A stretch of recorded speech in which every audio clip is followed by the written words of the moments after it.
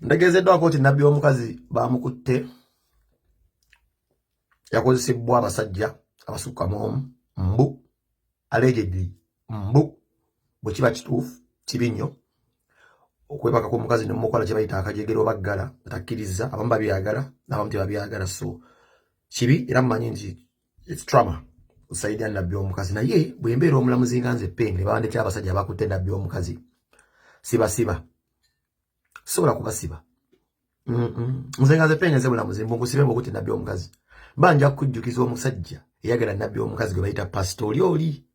mwena mumutegedde mu seo comment nkujjukize n'olumba olwatta omusajja oyo okategedde kati nenkugamba nkutadde weza obutakikkiriza nti nkutadde nenkugamba nkutadde nejja siba nnaku bunaku oba myaka lumu olitegera waki enkoko tefuka ate ng'enywa amazzi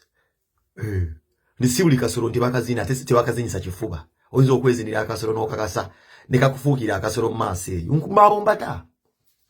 bajja tegeera ensi eno mwebale kologo ako mata kumira mpeera